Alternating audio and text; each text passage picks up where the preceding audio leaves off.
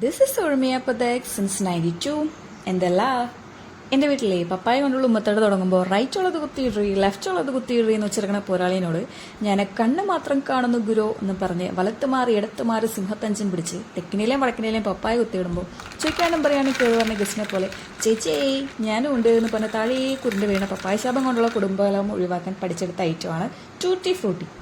ആകെ മൊത്തം ടോട്ടൽ സ്ക്വയറിൽ മുറിച്ചെടുക്കേണ്ട ബുദ്ധിമുട്ട് ഒഴിച്ചാൽ ice cream shake fruit salad falooda cup cake ഇത്യാദി വകകളിലൊക്കെ വാരി വെതരെ വർണ്ണശബളമാക്കിയാൽ വീട്ടിലെ ചെറിയ കുരിപ്പിന് മുതൽ വലിയ കുരിപ്പിന് വരെ കയ്യിലെടുക്കാൻ പറ്റിയ കിടക്കാച്ച റെസിപ്പിയാണ് ഇട്ടത്. സ്റ്റാറും വഞ്ചിയൊക്കെ ആയി തോന്നുന്ന ബാലജാബലി ഇപ്പോഴും ഉണ്ടെങ്കിൽ കളയണ്ട, അവിടെ തന്നെ ഇരുന്നോട്ടെ. ഇനി അത് കണ്ടെങ്കിൽ ആ സ്റ്റാറിൻ്റെ ലൈനിൽ കൂടെ തന്നെ കട്ട് ചെയ്തെടുത്താലാണ് ടൂട്ടി ഫ്രൂട്ടിക്ക് ആവശ്യമായിട്ടുള്ള കറക്റ്റ് ഷേപ്പിൽ നമുക്ക് സ്ക്വയർ ആയിട്ട് പപ്പായ കട്ട് ചെയ്തെടുക്കാൻ പറ്റുള്ളൂ. സംഭവം നമ്മൾ നോൺ വെജ് ആക്കാതെ സൂക്ഷിച്ച് കത്തി വെച്ച് ഇതുപോലെ ഒന്ന് ചീവി കൊടുക്കുക. ഇനി അത് ബുദ്ധിമുട്ടായിട്ട് തോന്നുന്നുണ്ടെങ്കിൽ സ്പൂൺ വെച്ചിട്ട് ചീവി ക്ലീൻ ചെയ്ത് എടുക്കാവുന്നതേ ഉള്ളൂ. ഈ പപ്പായയുടെ കട്ടിങ്ങും ഷേവിങ്ങും ഒക്കെ കറക്റ്റായിട്ട് ഫോളോ ചെയ്തിട്ടുണ്ടെങ്കിൽ നമുക്ക് സ്റ്റോറിൽ നിന്ന് വാങ്ങുന്ന 916 ടൂട്ടി ഫ്രൂട്ടി സെറ്റ് ചെയ്തെടുക്കാൻ പറ്റും. റിസ്ക് എലമെന്റ് ഒഴിവാക്കിയിട്ടുണ്ടെങ്കിൽ കത്തി വെച്ച് നമ്മൾ ചീവി ക്ലീൻ ചെയ്തെടുത്തിട്ടുള്ള ആ പപ്പായ സർഫേസിലാണ് സ്മൂത്ത് ആയിട്ടുള്ള ഒരു ടെക്സ്ചർ നമുക്ക് കാണാൻ പറ്റുന്നത്. അതേസമയം സ്പൂൺ വെച്ചിട്ട് ചീവി ക്ലീൻ ചെയ്തിട്ടുള്ള പപ്പായയുടെ സർഫേസ് ഉണ്ട് ഒരു റഫായിട്ടുള്ള ഒരു സ്റ്റൈലിലാണ് ഇരിക്കുന്നത്. സോ കത്തി വെച്ചിട്ട് തന്നെ ചെയ്തെടുക്കാൻ നോക്കുക. നമ്മൾ ഫ്രഞ്ച് ഫ്രൈസിൽ ഉരുളക്കിഴങ്ങ് കട്ട് ചെയ്തെടുക്കുന്ന പോലെ ഈ ടൂട്ടി ഫ്രൂട്ടിക്കും ഒരു പ്രത്യേക സ്റ്റൈൽ ഓഫ് കട്ടിംഗ് ആണുള്ളത്. അങ്ങനെ തന്നെ കട്ട് ചെയ്തിട്ടുണ്ടെങ്കിലാണ് നമുക്ക് ആ ഒരു കറക്റ്റ് ഫോമിൽ ടൂട്ടി ഫ്രൂട്ടി ചെയ്തെടുക്കാൻ പറ്റുള്ളൂ.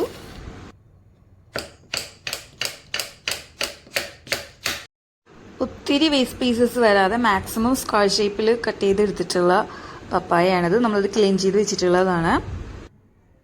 പപ്പായ വേവിച്ചെടുക്കുന്നതിന് വേണ്ടിയിട്ട് വെള്ളം വെച്ചതിലേക്ക് 1/2 ടീസ്പൂൺ ഉപ്പും 1 ടേബിൾ സ്പൂൺ പഞ്ചസാരയും ചേർത്ത് കൊടുത്തിട്ടുണ്ട്. വെള്ളം തിളച്ച് കഴിഞ്ഞിട്ട് മാത്രം നമ്മൾ പപ്പായ ചേർത്ത് കൊടുത്ത് ഒരു 5 മിനിറ്റ് വേവിച്ചെടുക്കുക. അതല്ലാന്നുണ്ടെങ്കിൽ പപ്പായ നെങ്ങുന്ന പരുവത്തിൽ നമുക്ക് ഫ്ലെയിം ഓഫ് ചെയ്യാം. ഒത്തിരി വേവിച്ചെടുത്തിട്ടുണ്ടെങ്കിൽ പപ്പായ അവിഞ്ഞു പോകും. അതുകൊണ്ടാണ് 5 മിനിറ്റ് അല്ലെങ്കിൽ നെങ്ങുന്ന പരുവം വരെ വേവിച്ചെടുക്കാൻ പറയുന്നത്.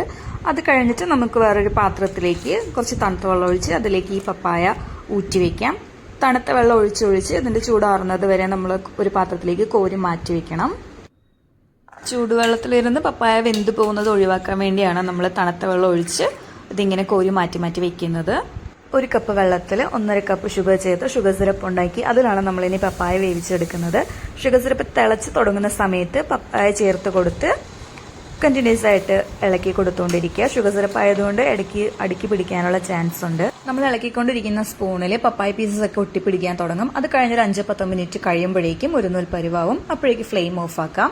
ഏതൊക്കെ കളേഴ്സിലാണോ നമുക്ക് ടൂട്ടി ഫ്രൂട്ടി വേണ്ടത് ആ കളേഴ്സ് മിക്സ് ചെയ്യുന്നതിനായിട്ട് പപ്പായ പീസസ് ഒക്കെ നമ്മൾ ബൗളിൽ പകർത്തി കളേഴ്സ് മിക്സ് ചെയ്ത് ഒരു അരമണിക്കൂർ റൂം ടെമ്പറേച്ചറിൽ തന്നെ ആ ഷുഗർ സിറപ്പിൽ സോക്ക് ചെയ്ത് വെക്കുക.